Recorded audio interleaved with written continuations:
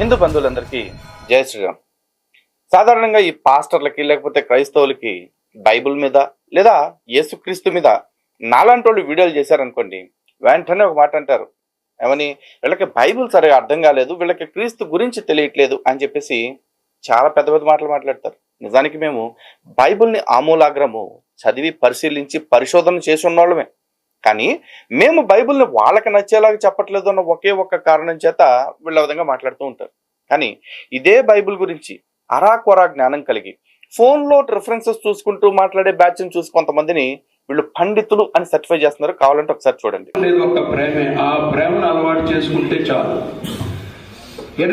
చూస్తున్నారు కదా, ఎవరి ముసలాయన ఎవరి బాబు కళకళలాడిపోతున్నాడు అనుకుంటున్నారా? ఆ కింద ట్యాగ్ లైన్ చూడండి, యేసుక్రీస్తు అందరికీ ప్రభువే అంటున్న హైందవ పండితుడు. అంటే వీళ్ళ దృష్టిలో ఎవరు పండితుడు? హిందూ గ్రంథాలన్నిటిని పరిశీలించి పరిశోధించి చదివేసి అవపోసన పట్టేసిన వాళ్ళు పండితులు కాదు.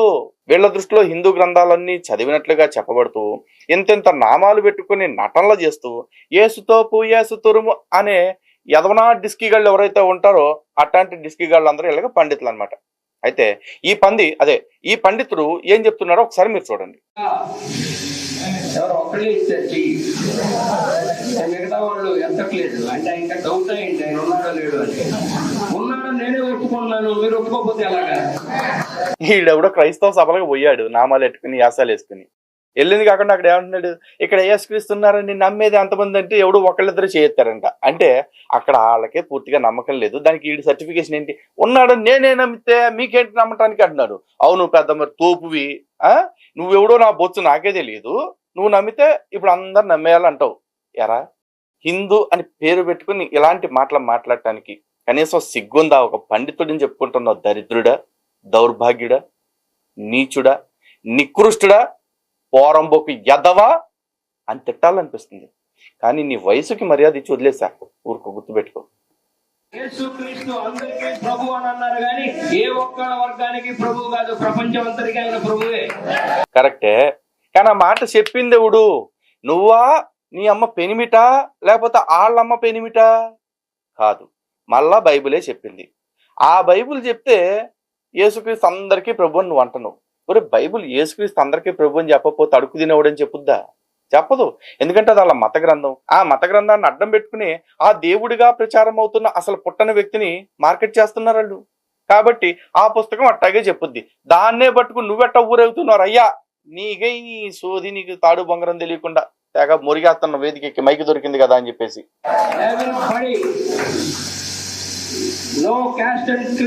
అయ్యి బాబోయ్, బాబుకి ఇంగ్లీష్ కూడా వస్తుంది మళ్ళీ అక్కడికి ఎక్కంగానే. ఒరే, ఇన్ని మాటలు మాట్లాడుతున్నావు కదా, ఎంత జ్ఞానం ఉంది కదా, నా ఫోన్ నెంబర్ కిందే ఉంది కదా, ఫోన్ చేసి ఒక్కసారి నేను మాట్లాడిన ప్రతి మాట నిజము అని నాతో కూర్చుని మాట్లాడి నిరూపించే దమ్ము నీకుందా? లేకపోతే నువ్వేదో పండితుడిని అంటున్నావు కదా, నువ్వు చదువుకున్న హిందూ గ్రంథాల ఆధారంగానే నన్ను నమ్మించే ప్రయత్నం చేస్తావా? గొర్రెలు ఎట్టాగు నా దగ్గర రాటలా పోసేస్తాను, నువ్వు వస్తావా చెప్పు? సిగ్గులేనదవా? వాళ్ళకి ఆయన ప్రభువే అని తెలియజెప్పబడింది, అవునా కాదా? Praise the lord. మేము హిందువులు హైందవ్యంలో ఉండి మేము స్వర్గము అని అంటాము, మీరు పరలోకము అని అంటారు. మా అందరికంటే మీరు ఎంతో అదృష్టవంతులు పుట్టుకతోనే. ఎందుకనంటే భగవంతుడు మీకు ఆ పరలోకం చేరడానికి నేనే మార్గము, నేనే సత్యము, నేనే జీవము అని చెబుతూ ఇది ఒక్కటి మీకు అందించాడు. పరిశుద్ధాత్మను మీ మధ్యలో పెట్టి వెళ్ళిపోయాడు, మనందరి మధ్యలో పెట్టి వెళ్ళిపోయాడు. అందరి జీవితాలు దీంట్లోనే ఉన్నాయి. ఆనందంగా ఉన్నప్పుడు చదివితే ఒక రకంగా ఉంటుంది, బాధతో ఉన్నప్పుడు చదివితే ఒక రకంగా ఉంటుంది. ఏం లేదు, అంతా డొల్లే ఆ పుస్తకంలో అనుకునేవు, నీ బుర్రలో కూడా. ఎందుకంటున్నానంటే అక్కడ వాళ్ళకి పరలోకం ఉంది, మనకి స్వర్గం ఉంది, కానీ మనకంటే వాళ్ళు అదృష్టవంతులు అంటున్నావు. ఎట్నో అదృష్టవంతుడు ఎట్టా అవుతాడు చెప్పరా? ఒక్క మాట అన్నావు. నీ బతుక్కి ఎప్పుడన్నా బైబుల్ ఎట్టా పట్టుకుని ఎట్టా తిప్పటమే కానీ ఎట్టా తెరిచి 4 పేజీలు తిప్పి చచ్చినోడివేనా? కాదు. కానీ సర్టిఫికెట్లు మాత్రం ఇస్తున్నావు. చూడండి ఇంకేమంటాడు. నష్టపోయినప్పుడు చదివితే ఒక రకంగా ఉంటుంది, అద్భుతమైన విజయాలు పొందితే ఇంకో రకంగా ఉంటుంది. ఏ దారి తెలియకపోయినా కూడా ఇది పట్టుకుంటే ఒక దారి ఓపెన్ అవుతుంది. అటువంటి అదృష్టవంతులు అంటే ఒక లిఫ్ట్ అనమాట. ఒక లిఫ్ట్ ఎక్కి పరలోకానికి వెళ్ళిపోవచ్చు. మేము ఎక్కాలంటే రకరకాల మార్గాలు, రకరకాల శాస్త్రాలు తిప్పి తిప్పి తిప్పి తిప్పి గోల గోల గోల. మీరు అంత అదృష్టవంతులు ఎవరున్నారు ప్రపంచంలో? నికృష్ట మొండా కొడక, నువ్వు మాట్లాడే మాటలకి నేను తిట్టుకోవటం కదరా, నీ వెనకాల కూర్చుని నా గొర్రెలే నవ్వుతున్నారు చూడరా, సన్నాసి అని సన్నాసి. ఎప్పుడన్నా నీ బతుక్కి 4 పేజీలు తిరగేసి ఉంటే నీకు అర్థమై సచ్చేది. వాళ్ళు లిఫ్ట్ ఎక్కి వెళ్తున్నారా, అక్కడ లిఫ్ట్ ఎక్కి ఎస్కలేటర్ ఎక్కి వెళ్తానికి లేదు అక్కడ దారి. ఎందుకంటే అదంతా డమా బుస్కు. నువ్వు చస్తే స్వర్గానికి నిమిషంలో పోతావు, కానీ వాళ్ళు చస్తే స్వర్గానికి పోవాలంటే యుగాంతం వరకు ఆ మట్టిలో ఆ పెట్టులో కూర్చుని ఆడుతూ ఉండాలి. అక్కడే రెస్ట్ ఇన్ పీస్ అనుకుని తలుసుకుని గుండెలు బాదుకుంటా కూర్చోవాలి. యుగాంతం నాటికి అక్కడ యేసు లేడు యెహోవా లేడు అంత డమ్మా బుస్కని తెలిసిందనుకో, మొత్తం బతుకంతా మట్టగడిసి అయిపోయినట్టు అయింది మూరికేదవని. ఇక్కడది అయిపోయింది అనుకుంటున్నారా? ఈ దరిద్రం ఇంకా చాలా ఉంది. ఈడికి నాకు తెలిసి హిందువులు ఎవరు ఈయన ఎప్పుడు స్టేజ్ల మీద పిలిచినట్టు లేరు, ఎక్కడ ఈయన మాట్లాడమన్నట్టు లేరు. దాంతో వీళ్ళు అక్కడికి పిలవంగానే ఎగేసుకుంటా పంచులు ఎగ్గట్టుకుని వెళ్ళిపోయి హిందూ ధర్మాన్ని హిందూ గ్రంథాలని అవమానించుకుంటా అక్కడ కూర్చున్నాడు ముష్టి. The more you serve, the more you get. The more you serve, the more you get. The more you serve, the more you get. ఎరా గొర్రెల వేదిక ఎక్కితే మాతృభాషను మర్చిపోవాలా? ఒక్కో మాట 3 సార్లు చెప్తున్నా ఎందుకు ముండా? లౌకిక ప్రపంచంలో దీన్ని ఆధారంగా చేసుకుని బాగుపడి కోట్లు సంపాదించిన వాళ్ళు అన్యులు కూడా చాలా మంది ఉన్నారు. దీనిలో ఒక వాక్యాన్ని పట్టుకొని నేరం నాది కాదు ఆకలిది అని ఒక సినిమా తీసేసి కోట్లు సంపాదించేశాడు. మీలో పాపం చేయనాడు ఎవడో ఒక్క రాయి అయింది అన్నాడు, అది ఇందులో నుంచి పట్టుకుంది. దాంతో సినిమా అబ్బా ఒక్క లైన్ పట్టుకునే సినిమాలు తీసేసి కోట్లు సంపాదించేసుకున్నాడని ఎడితే, మరి హిందూ పురాణాల మీద కొన్ని 100 సినిమాలు వచ్చాయి, కొన్ని లక్షల కోట్ల వ్యాపారం జరిగింది. మరి అప్పుడు హిందూ గ్రంథాల మీద బతికిన వాళ్ళందరి గురించి ఎందుకు మాట్లాడలేరు నువ్వా? ఈయనోడి ఎర్రి గొర్రె అయితే చెప్పేవాడు ఇట్లాంటి సిద్ధాంతం అంట చెత్తగా. దాంతో సినిమా హిట్ అయిపోయింది. ఎన్టీ రామారావు గారి సినిమా కొన్ని సంవత్సరాలు 30 సంవత్సరాల క్రితం. కానీ మనమే పట్టుకోవాలి. చెప్తున్నావు ఇందాకటి నుంచి యేసు యేసు యేసు అని, ఆయన కింద ఉన్నది పట్టుకో సరిపోద్ది. కిందంటే మళ్ళీ బూత్ అనుకుంటావు పాదాలు. అందరూ చదివేదే, రోజు చదువుతారు, రోజు ప్రార్థన చేస్తారు, ఏదో ఆ వాక్యం స్పృశిస్తుంది, తట్టుతుంది, అక్కడి నుంచి అద్భుతాలు జరుగుతాయి. రోజు చదువుతున్నా కూడా అనేక మంది అనుకోవచ్చు ఇంకా ఈ కష్టాల్లో ఉన్నాము, ఈ కష్టాలు ఎప్పుడు పోతాయి, అది ఎప్పుడు పోతాయి, ఇది ఎప్పుడు పోతాయని. మనం ఒక కార్యక్రమం మొదలుపెట్టి 4 అడుగుల ముందుకే ఇంకా ఆగిపోతాం. కాసేపు అడ్డంకి రాగానే ఆయన మనకేమైనా బాకీయా ఏంటి? ఈ ప్రపంచం మొత్తం పాలించే అతనికి మనకేమైనా బాకీయా? ఆయన ఎంత విశ్వాసంతో పట్టుకోవాలనేది ప్రతి ఒక్కళ్ళు ఆలోచించాలి. అప్పుడు అద్భుతాలు జరుగుతాయి. అంతేగాని ఆయన ఇవ్వడానికి సిద్ధంగా ఉన్నాడు, పుచ్చుకోవడానికి మనం సిద్ధంగా ఉండాలి. We must be ready to receive. మనకేం కావాలో ఇవ్వడానికి ఆయన సిద్ధం. అట్ ద సేమ్ టైం మనం కోరుతాం అది కావాలి ఇది కావాలని, ఆయన ఇస్తాడు. కానీ మీకు ఏది మంచిదో అది ఇవ్వడానికి సిద్ధంగా ఉన్నాడు అనేది గుర్తించాలి. మనం అడిగింది రాకపోవచ్చు, మనం ఫార్చ్యూనర్ అడగచ్చు, అది రాలేదనుకునే లోపల ఆయన BMW ఇవ్వచ్చు. ఒరే వీళ్ళే బియ్యమును డబ్బులు పంచుకుంటా బతుకుతున్నారు. ఇలా బతికి BMWలు మళ్ళీ దేవుడు ఇవ్వటం సిగ్గులేనోడా. వాళ్ళ మామ కదా అడ్డమైనోడు వేదికలు ఎక్కటం, అడ్డగోలుగా ఏది పడితే అది మాట్లాడతాం.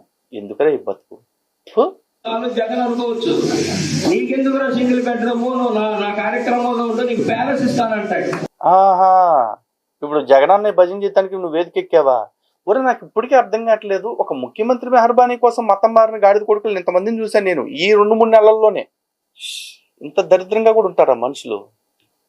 బాబు హిందువులరా, మీరు బుర్ర పెట్టి ఆలోచించండి ఏం జరుగుతుందో. మతానికి రాజకీయానికి సంబంధం లేదని చెప్పేసి హిందువులకి శుద్ధులు చెప్పే శుద్ధ పోసులు ఎవరైతే ఉన్నారో వాళ్ళందరూ కూడా ఇట్లాంటివి గుర్తుపెట్టుకోండి, బుర్రల్లోకి ఎక్కించుకోండి. వడ్డిచ్చేవాడు మనోడైతే కడబంతలో కూర్చున్నా అన్ని అందుతాయంట, అట్టాగుంది. పిలిస్తే స్పీడ్గా పలిగేటువంటి దేవుడు ఒక్క క్రిస్టియానిటీయే కాదు, బైబుల్ పట్టుకుని ఎవరు పిలిచినా పలుకుతాడు అనేది ఆయన గొప్పతనం. మరి నాకే పలుకుతున్నాడు అంటే మరి అందరికీ పలుకుతాడు. ఎలా పిలుచుకోవాలి, ఎలా పలకాలి అనేది ఒకటి ఆలోచన. అది ఇది నాకు అక్కర్లేదయ్యా, నువ్వు నాతో ఉంటే చాలు అనుకుంటే చాలు. మనం వచ్చి కూర్చుంటే అన్ని అయ్యే పరిగెడతాయి మన దగ్గర. మనం అడగాల్సిన పని లేదు, మనతో ఉంచుకోవాలి మనం. అవునా? మరి నేను 5 ఏళ్ల నుంచి పిలుస్తున్నా, నువ్వు పొట్టలేదు అని అమ్మలక్కలు తిడతా ఉన్నాను, మరి నాకెప్పుడు పలకలేదే. అంటే ఎవడైతే నమ్ముతాడో అలాంటి వాళ్ళకే పలుకుతాడు. అందుకంటే నా గొర్రెలను అనుసరించును, నా గొర్రెలు నా స్వరము విను అని ఆయనే చెప్పింది కదా. నేను గొర్రెను కాదు రే, నువ్వు గొర్రెవు కాబట్టి, గొర్రెనా డిస్కివ్ కాబట్టి నీకు వినపడుతుంది అంతేనా? అది కాకుండా నీకు తెలియదేమో కొత్త కదా, క్రిస్టియానిటీలో అన్ని కూడా ఓటీఎస్లే ఉంటాయి, అంటే ఐ మీన్ వన్ టైం సెటిల్మెంట్లు ఉంటాయి అనమాట. ఎవడైనా మతం మారే వరకే వాళ్ళకి కల్లోకి వస్తాడు, వాళ్ళకి మాటలు వినిపిస్తాయి, వాళ్ళకి రోగాలు తగ్గిస్తాడు, వాళ్ళ ప్రాణాలు కాపాడతాడు. ఆ తర్వాత నా బొచ్చు తూ నా బొడ్డు అన్నట్టు వదిలేస్తారంట. ఎందుకంటే చాలా మంది క్రైస్తవులు ఇప్పుడు కూడా నేను చూస్తున్నాను, విధవరాండ్రు ఉన్నారు, రోగిష్ఠులు ఉన్నారు, చనిపోతున్న వాళ్ళు ఉన్నారు. ఇక్కడ చనిపోతేనేమో ప్రభువుని తెలుసుకోకుండా చనిపోయాడు అంటారు, అటు పోయి అక్కడ చస్తేనేమో మహిమ నిద్ర మట్టగడ్డ అని ఇప్పుడు రాస్తారు. ఇదేనా ఎందుకురా ఇలా అసలు. మొన్న ఈ మధ్య కొత్తగా అక్కడ బ్యానర్ చూశాను, ఎవడు చచ్చిపోయినట్టు రోడ్డు పక్కన ఇచ్చారు, పరలోక పిలుపు అని చెప్పేసి. ఎవడురా పరలోకానికి తీసుకుపోయేదే? యుగాంతం దాకా ఆ మట్లో ఆ పెట్లో పడుకుని అట్నే ఏడవాలా, కుళ్ళతనే ఉండాలా. అర్థమైందా? అది ఇది నాకు అక్కర్లేదయ్యా, నువ్వు నాతో ఉంటే చాలా అనుకుంటే చాలు. మనం వచ్చి కూర్చుంటే అన్ని అయ్యే పరిగెడతాయి మన దగ్గర. మనం అడగాల్సిన పని లేదు, మనతో ఉంచుకోవాలి మనం. కాబట్టి నేను ఒకటే చెప్తా, యద్యదాచరతి శ్రేష్ఠః తత్తదేవేతరో జనః సయత్ ప్రమాణం కురుతే లోకస్తదనువర్తతే అన్నాడు. ఉత్తమమైన వారు దేనిని ఆచరించురో దానినే ఇతరులు ఆచరించురు. ఉత్తమమైన వారు వేరిని ప్రామాణికముగా అంగీకరించురో దాన్ని లోకమంతయు అనుసరించదురు అన్నారు. ఇవాళ ఉత్తమమైన వారు అనేక మంది, జాతీయ సభం లాంటి వాళ్ళు, మిగతా వాళ్ళు అనేక మంది ఉత్తమమైన వారు దీన్ని ప్రామాణికంగా అంగీకరించారు. ప్రపంచంలో అద్భుతాలన్నీ జరుగుతూనే ఉన్నాయి. ఓరే ఓరే ఓరే ఓరే ఓరే, నీ బతుక్కి ఇంత చెప్పావు కదా, శివరాఖరికి నీకు పోల్చాలంటే మంచి చెప్పాలంటే మళ్ళా భగవద్గీత శ్లోకమే దిక్కైంది. అయినా కూడా రే ఉత్తములైన జాకబ్బు బోకబ్బు ఏవో ఆ ప్రవక్త ఈ ప్రవక్తలు అందరూ దీన్ని అంగీకరించారని ఊపుతున్నావు కదా, అదే పుస్తకాన్ని ఊపుతున్నావు కదా, వాళ్ళందరూ బైబిల్ పాత్రలు, వాళ్ళంతా యూదు ప్రవక్తలు, క్రైస్తవ ప్రవక్తలే. మరి వాళ్ళు బైబిల్ని ఒప్పుకోకపోతే నీకులాగా వాళ్ళు ఏమన్నా కోవర్టుగాళ్ళు అనుకున్నావా భగవద్గీతను తీసుకొచ్చి ప్రచారం చేయడానికి? కాదు, వాళ్ళ మత గ్రంథాన్ని వాళ్ళు ప్రచారం చేస్తున్నారు. కానీ నువ్వు ఇక్కడ ఏం చెప్తున్నావు? యద్యతాచరతి శ్రేష్ఠ తత్తదేవేతరో జనః సయత్ ప్రమాణం కురితే లోకస్తద్ అనువర్ధతే అని చెప్పేసి ఏదో దిక్కుమాలిన ఒక రాగంలో ఇంత మంచి శ్లోకాన్ని పాడేశావు. కానీ ఇంత మంచి శ్లోకంలో చెప్పిన అర్థం ఏదైతే ఉందో, ఏదైతే ఉత్తములు ఆచరిస్తారో దాన్నే లోకమంతా కూడా ఆచరిస్తుందనే మాట, ఆ మాట బైబిల్ మొత్తం మీద భూతద్దం పెట్టెతికి, ఏది భూతద్దం పెట్టెతికి కాదు కూడదు దీన్ని అబ్బా అయితే అయిద్ది అనుకుంటే మైక్రోస్కోప్ టెలిస్కోప్ పెట్టని ఎతికి ఒక్క లైన్ నాకు చూపించరా, తెలియదు. మళ్ళీ దీనికి నీకు అక్కడ భగవద్గీతే కావాలి. పోనీ ఆ బైబుల్లో అయినా సరే యేసుక్రీస్తు నేను ఉత్తముండను, అదే నేను ఉత్తముడను అని చెప్పుకున్నాడా? లేదుగా. ఆడెవడో వచ్చి ఉత్తముడైన ఓ బోధకుడా అంటే, ఉత్తముడా నన్ను ఎలా అంటున్నావు అయ్యా, నేను ఉత్తముడిని కాదు, ఆయన మాత్రమే ఉత్తముడు అని చెప్పేసి యేసే చెప్పుకున్నాడు. ఆయనే నేను ఉత్తముండను కాదు, అదే ఉత్తముడను కాదు అని చెప్పుకుంటే నువ్వెవడు రమ్ముండా సర్టిఫికెట్లు ఇస్తానికి? నువ్వెవడు రాసలా? నీకటు భగవద్గీత తెలీదు, బైబుల్ తెలీదు, మనుషులు తెలీదు, లోకం తెలీదు, ఆ గాడిద బొచ్చు తెలీదు. నీకు దొరికిందల్లి ఏంటంటే హిందువులు ఎవడు నిన్ను వేదిక మీద పిలవట్లేదు కాబట్టి గొర్రెలు పిలిచారు కాబట్టి ఎక్కి వాళ్ళకి భజన భజన భజన, ఊరికే భజన. ఏముంటది? ఏమీ లేదు. పోనీ యేసుక్రీస్తు ఎక్కడైనా సరే నన్ను కాదు మంచి వాళ్ళని అందరినీ అని చెప్తున్నా కాబట్టి మంచి వాళ్ళని అనుసరించని చెప్పాడా? లేదు. బైబిల్ కొత్త నిబంధనలో ఉన్న 27 పుస్తకాల్లో కనుక చూసుకుంటే, 7000 వచనాల్లో కనుక చూసుకుంటే ఒకటే మాట చెప్పాడు. ఒకే మాట ఒకసారి కాదు 13 సార్లు చెప్పాడు. ఏందో తెలుసా? నన్ను అనుసరించండి, నన్ను మాత్రమే అనుసరించండి, నన్ను అనుసరించడం కోసం మీ అమ్మలక్కల అమ్మబాబులు అందరినీ కూడా ద్వేషించండి అని చెప్పాడు. 13 సార్లు చెప్పాడు, 1-2 సార్లు కాదు. మరి అట్లాంటి పట్టుకొచ్చి ఆయన ఉత్తముండా అని చెప్పేసి ఎట్లా అంటున్నావు? సిగ్గులేనోడని, సిగ్గులేనోడా. ఇచ్చారు. ప్రపంచంలో అద్భుతాలన్నీ జరుగుతూనే ఉన్నాయి.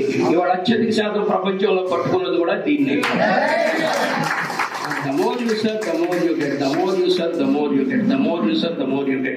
నీ ఇక మొమ్మాట చెప్పావు, the more you serve the more you get, the more you serve the more you get, the బొత్సు బొసనం అని చెప్పావు కదా.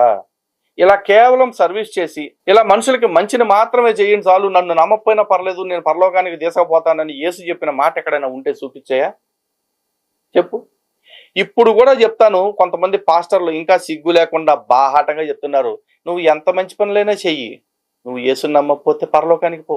నువ్వు ఎన్ని రేపులైనా మర్డర్లైనా చేయి, నువ్వు యేసుని నమ్ముకున్నావు అంటే పరలోకానికి పోతావు అని చెప్తున్న పాస్టర్లని ఇంతమందిని చూపిస్తా.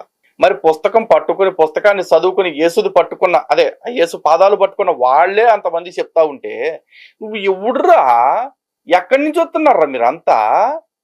ఆడ దొరికింది సంతరా అయ్యా ఇదంతా కూడా. ఈ వజ అని చెప్తా ఉన్నారు. నేను ఇచ్చేది నీకు ఇస్తాను అని అంటాడు. అందరినీ ప్రేమించమంటాడు. ప్రేమ శాశ్వతమైనది అంటాడు. Irrespective of cost and creed, ప్రతి ఒక్కరిని గౌరవించాలి, ప్రేమించాలి, అందరినీ కలుపుకొని వెళ్ళాలి, ఉన్నవాడైనా లేనివాడైనా సమానంగా చూడాలి. అలా చూస్తే అద్భుతాలు జరుగుతాయి. ఊరే అన్ని కటిక అబద్ధాలేరా, నీ బైబిల్లోనే ఉంది చూసుకో. ఏది నువ్వు పట్టుకున్న బైబిల్లోనే ఉంది చూసుకో. ఒంటె సూది బెజ్జమునందు దూరట ఎంత కష్టమో, ధనవంతుడు పరలోకమునందు ప్రవేశించుట కూడా అంతే కష్టం అని చెప్తున్నాడు. అంటే డబ్బున్నోడికి రిజర్వేషన్ లేదంట, అక్కడ డబ్బున్నోడికి ఎంట్రీ కూడా కష్టం అంట. అంటే పేదోడిని డబ్బున్నోడిని అందరినీ సమానంగా చూడాలని చెప్తున్నావు. అరే పరలోకం కాడే ఆయన నేను సమానంగా చూస్తానని చెప్పట్ల, పైగా ఏసే క్లియర్ గా చెప్తున్నాడు, ఈ లోకమున నేను నీకు తెలియదని నువ్వు సాక్ష్యం చెప్పిన ఎడల పరలోకమునందు కూడా నా తండ్రి ఎదుట నీవును నాకు తెలియదని సాక్ష్యం చెప్తాను అంటున్నాడు. నువ్వేమో ప్రేమించు ప్రేమించు ప్రేమించు అన్నాడే చెప్తున్నావు. ఏందిరా ప్రేమించేది కామించేది నా తొక్క. ఎక్కడ నువ్వు ఏదైతే చేస్తావో అక్కడ ఆయన అదే రిజల్ట్ ఇస్తాను అంటున్నాడు ఓ పక్కన. మళ్ళీ ఇంకో పక్కన ఏమంటున్నాడు, నువ్వు మంచి చేసినా మట్టగిడిచిపోయినా నాకు అనవసరం, నన్ను నమ్ముకుంటే చాలు అని చెప్పేసి చెప్తున్నాడు. అంటే వ్యక్తి పూజ కోసం రోజులు చేస్తా ఉన్నాడు, భజనల కోసం చచ్చిపోతా ఉన్నాడు. అలా అరిషడ్ వర్గాలకి బందీ అయిపోయి అహంకారం అనే ఫ్లోలో కొట్టుకుపోతున్న వ్యక్తిని దేవుడు అని ప్రమోట్ చేస్తున్నావు. సిగ్గుందా? నువ్వు పుట్టిన ఏ ధర్మంలో అయితే మనిషి ఉన్నతి పొందాలంటే, మనిషి ఆత్మ ఉద్ధరణ పొందాలంటే అహంకారము మమకారం విడిచిపెట్టాలని చెప్తున్నారు. ఆ రెండింటినే పట్టుకుని అహం మమ అనే జడిలో కొట్టుకుపోతున్న వ్యక్తుల్ని, అదే పుట్టలేదు అసలు నా దృష్టిలో పుట్టలేదు, పుట్టాడు అని నిరూపించే దమ్ము నీకున్నా నువ్వు కూడా రావచ్చు, పుట్టలేదు. కానీ అలాంటి పుట్టని వ్యక్తి ఒకవేళ కల్పిత పాత్రలో కూడా ఇలా అహంకారం మమకారంలో కొట్టుకుపోతున్న వ్యక్తిని దేవుడు అని చెప్తున్నావు. సిగ్గుందా అసలు నీకు? హిందూ బంధువులారా, చాలా మంది ఏమనుకుంటున్నారంటే అసలు వయసుకు మర్యాద ఇవ్వట్లేదు, ఇన్ని బూతులు తట్టున్నాడు, లలిత్ కుమార్కి సిగ్గుచారం లేదా, సబ్జెక్ట్ లేదా అనుకుంటారు. నేను చెప్తున్నా, మీ అందరికంటే ఎక్కువ సబ్జెక్టే నాకుందరది క్రైస్తవులు, మీ అందరికంటే ఎక్కువ సంస్కారమే నాకుంది. కానీ నా సంస్కారము నా శత్రువు నా మీద గెలవటానికి అవకాశం ఇచ్చేది అనుకున్నప్పుడు నా సంస్కారం నాకు వెంట్రుకతో సమానం. నా ఆత్మగౌరవం, నా ఆత్మాభిమానం, నా గెలుపు, ఇవన్నీ కూడా నాకు నథింగ్. ధర్మం కంటే నాకు ఏది ఎక్కువ కాదు. ఆ ధర్మాన్ని అవమానిస్తున్న వాళ్ళు, ఆ ధర్మాన్ని ఇబ్బందులకి గురి చేస్తున్న వాడు ఎవడైనా ఎదురైతే వాడు నా శత్రువే. అలాంటి శత్రువు విషయంలో క్షమాధోరణి పాటించడానికి నేనే చేతగానున్నో సవటనో కాదు. నా శత్రువుకి వ్యతిరేకంగా ఎంత స్ట్రాంగ్ గా మాట్లాడాలో అంత స్ట్రాంగ్ గా నా వాణిని వినిపిస్తాను. ఒక్కొక్కడికి అవసరమైతే గజం బారు బద్దలు కొట్టి మాట్లాడతాను. మీరు కూడా చాలా జాగ్రత్తగా ఉండండి. ఎవడు పడతాడు ఎంతవారు జన్యం వేసుకొచ్చి నేను నామాలు పెట్టుకుని పైన శాలువా కప్పుకుని లేకపోతే చేతిలో ఒక భగవద్గీత బుక్కు పట్టుకుని ఏస్తోపు ఏస్తురు అని చెప్పి అంటున్నాడంటే వాళ్ళందరూ కూడా ఇలా క్రైస్తవుల ట్రాప్ లో పడ్డా బేవర్స్ గాళ్లే. ఇలాంటి బేవర్స్ గాళ్ళ మాటలు మీరు అస్సలు పట్టించుకోవాల్సిన అవసరం లేదండి. అలా పట్టించుకోవాలి అనుకుంటే కనుక విదేశాల నుంచి చాలా మంది మేధావులు, ఇలా అనాకాణిగాళ్ళు అడుక్కు తినే యాదవులు కాదు, మేధావులు చాలా మంది క్రైస్తవ్యాన్ని చీగొట్టి సనాతన ధర్మాన్ని స్వీకరించి ఇక్కడ అద్భుతమైన పండితులుగా మారిన వాళ్ళు చాలా మంది ఉన్నారు.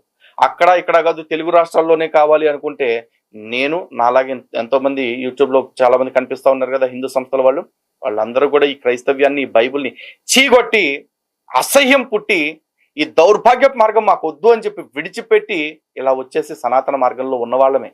మా మాటలు కూడా గమనించండి, ఓకేనా? మేము ఎందుకు బయటకు వచ్చాము అంటే ఎడాపెడా యగాదిగా కారణాలతో రాలా, సహేతుకమైన కారణాలతో, సవ్యమైన కారణాలతో వచ్చాం. మళ్ళీ చెప్తున్నా, అయితే అటు లేకపోతే ఇటు ఉండేవాళ్ళని నమ్మండి. కానీ అటు ఇటు కాకుండా ఉంటే, అటు ఇటు కాకుండా అంటే మళ్ళీ కొజ్జాలు నపుంసకులు అనుకుంటారేమో, కాదండి, వాళ్ళు చాలా బెటర్. ఇవాళ రేపు వాళ్ళు మనకంటే క్లియర్ గా మాట్లాడుతున్నారు. ఓకే, ఇది 4th జెండర్, సెక్యులర్ బ్యాచ్ అంటారు అనమాట.